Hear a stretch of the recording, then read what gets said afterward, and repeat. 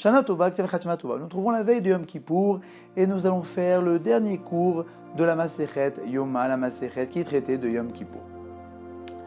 La Gemara nous ramène que nous savons que la tchouva pardonne des fautes. Mais il faut savoir qu'il y a 4 degrés à la réparation des fautes. Le premier degré est une personne qui a annulé une mitzvah tassée, une mitzvah positive, comme par exemple le lulav, le shofar.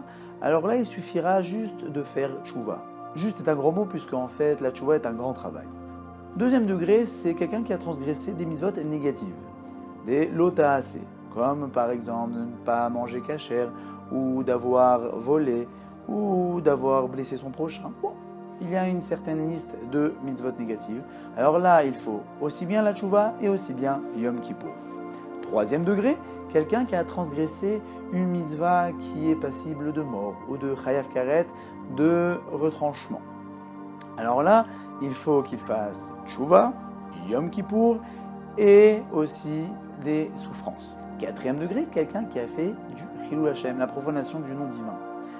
Alors là, il devra aussi faire tchouva, Yom Kippour, des souffrances et la mort. Après avoir vu ces 4 degrés, nous avons tendance à nous désespérer un peu, à nous dire quoi, je dois attendre des sourim, des souffrances, je dois attendre la mort pour pouvoir me pardonner entièrement. Mais en fait, il faut savoir qu'il y a des jokers.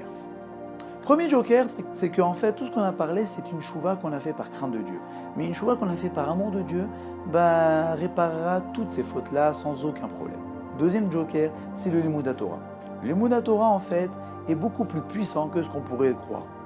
Le Rabbeinu Yonah, dans son livre Sha'arei Teshuvah, nous dit que ces 4 degrés-là sont pour un état normal. Mais si une personne veut se faire pardonner entièrement, là, il devra rajouter du Limud HaTorah. Et s'il ne peut pas rajouter du Limud HaTorah, il devra subventionner des gens qui étudient la Torah. S'il avait l'habitude d'étudier un pérec, lui il étudiera 2 pérecs et 3 pérecs. Et s'il avait l'habitude d'étudier un daf, 2 daf, 1 heure, 2 heures et ainsi de suite. S'il avait l'habitude de donner de l'argent, il devra rajouter encore plus d'argent et devra faire son maximum. Et oui, pour se pardonner, il faut faire beaucoup d'efforts, mais néanmoins, la route est guidée.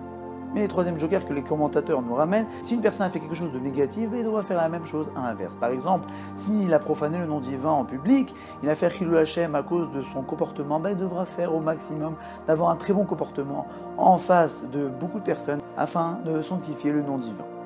Donc pour récapituler, nous savons qu'il y avait 3 jokers. La tchouva be'ava, la tchouva avec amour de Dieu, le Limud HaTorah, ou subventionner des Limud Torah, ou de réparer par un comportement qui serait l'inverse de ce que nous avons fait.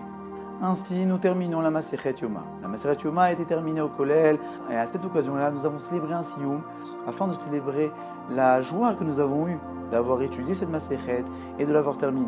Et en cette veille de Yom Kippour, nous remercions Akadosh Baruch Hu d'avoir pu avoir le mérite d'étudier sa Torah, et nous faisons une demande, une prière à Akadosh Baruch Hu d'avoir la possibilité de continuer encore à étudier la Torah, d'approfondir encore plus la Torah, et de profiter de la Torah et de se rattacher à lui grâce à la Torah qu'il nous a donnée.